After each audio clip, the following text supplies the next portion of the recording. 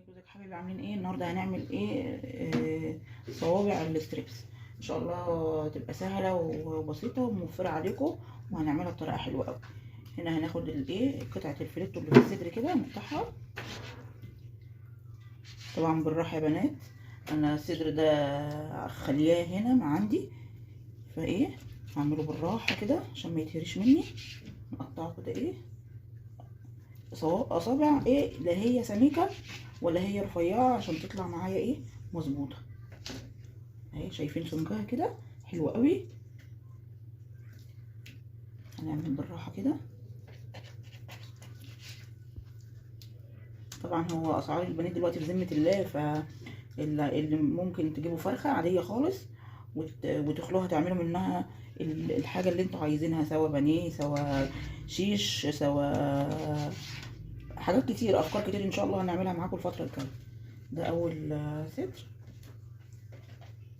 اهو. التاني اهو. نعمل كده. هنتبل هنا معلقه بابريكا، نص معلقه فلفل اسمر، نص معلقه بهارات مشكله، ليمونه. متقلقوش الليمون مش هيهريه ولا هيعمل اي حاجه، بالعكس بيعلي التست بتاعه جدا ويديله طعم حلو قوي. طبعا احنا غسلينه كويس ومفيش زفاره ولا اي حاجه، بس الليمونه دي بتدي تست حلو قوي قوي للستريبس.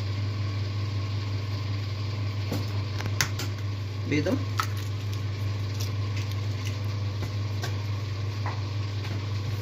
حوالي فنجان لبن،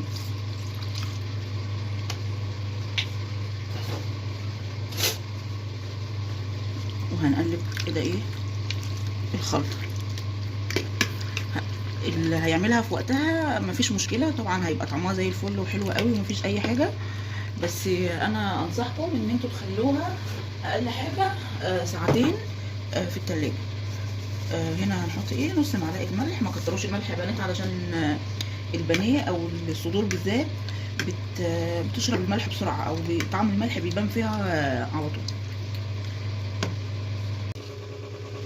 خلاص يا حبايبي، هنا ايه انا ركنت ده في التلاجة ساعتين، وايه ده كريسبي، انا بجيبه جاهز بيبقى فيه حبيبات كده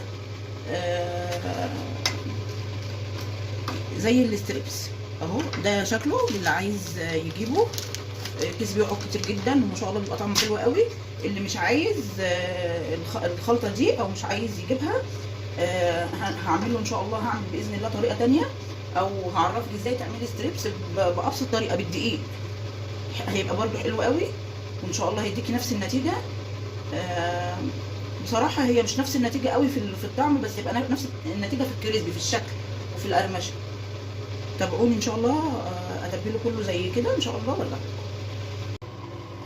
اهو يا حبايبي احنا خلصنا ما شاء الله الكميه كلها في طاسه كده اهو.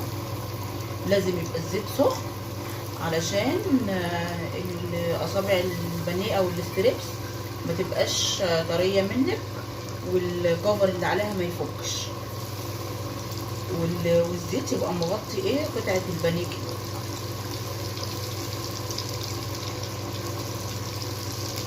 الزيت لما يبقى سخن البانيه هيطلع معاكي مقرمش، ما تهديش عليه، على نار متوسطه، مش يبقى هادي قوي. ان شاء الله هياخد اللون وتابعوني، وهيبقى زي الفل قدامكم حالا عشان الزيت سخن.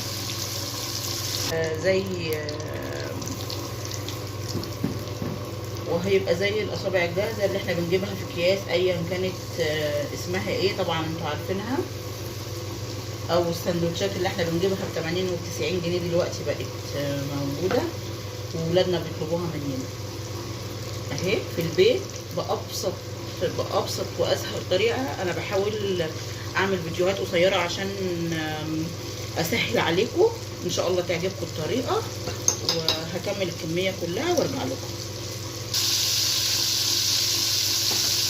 اهي شايفين لونه يا حبايبي؟